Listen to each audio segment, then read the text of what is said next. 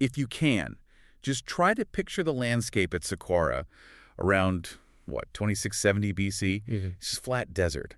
And the tombs, they're basically mud brick benches. Right. Impressive for the time, but very earthy, very grounded. And then along comes Pharaoh Djoser, who decides to basically build a mountain out of limestone. It's such an incredible moment of sheer audacity. Before this, all the royal architecture was, organic, it was fragile. It wasn't meant to last forever in the same way. So this was a huge technological leap. It was everything. Looking at the step pyramid, you're literally witnessing the first time humanity decided to build something truly colossal out of stone. What's wild to me is that they didn't have it all figured out from the start. I was looking at the diagrams, and it seems like the plan just kept changing. Oh, absolutely. And that's really the genius of Imhotep, Djoser's vizier, and the architect behind it all.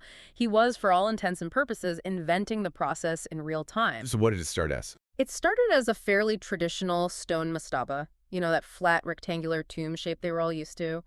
But it was square, which was new. Okay, a square tomb. But then they just kept adding to it. They did. First, they expanded it sideways. But pretty quickly, I think the ambition just outgrew the footprint.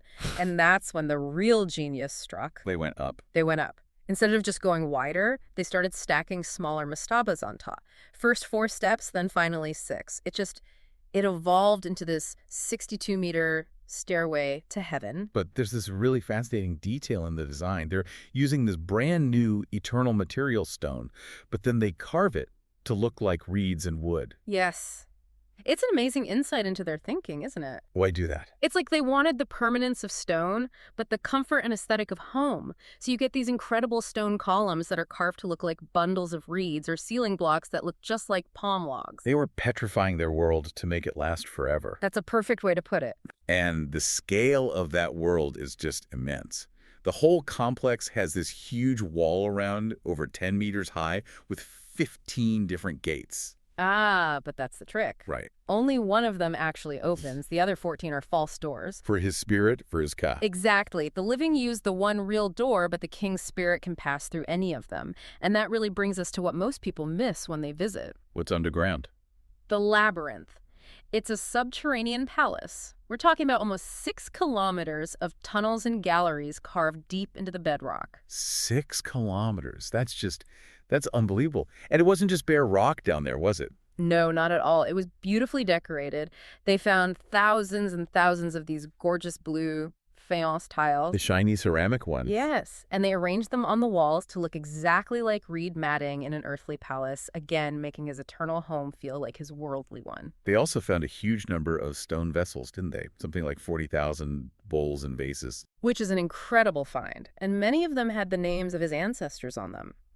It suggests Djoser was also acting as a kind of a preservationist. So he was gathering up his family history. Maybe rescuing heirlooms from older, less secure tombs and protecting them all under his huge stone umbrella.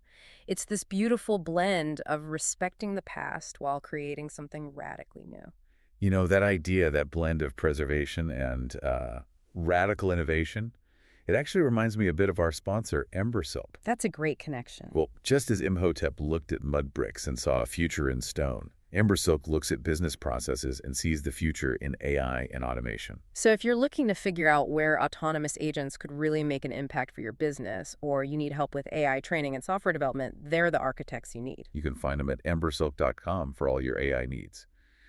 So, bringing it back to Djoser for our wrap-up, the later pyramids, they're all about the sun, right? The rays of Ra, was that the idea here? No, and that's the key difference.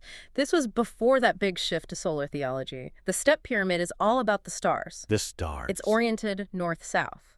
The belief at the time was that the king would literally ascend those steps to join the north stars, the circumpolar stars that, they never set below the horizon.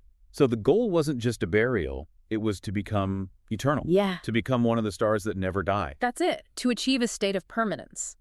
When you really look at Djoser's complex, you're seeing this incredible moment of human optimism. The belief that with enough ingenuity, you can literally engineer a path to eternity. A monument to what's possible. I love that. If you enjoyed this deep dive, please subscribe to the show. Hey, leave us a 5-star review if you can. It really does help get the word out. Thanks for tuning in.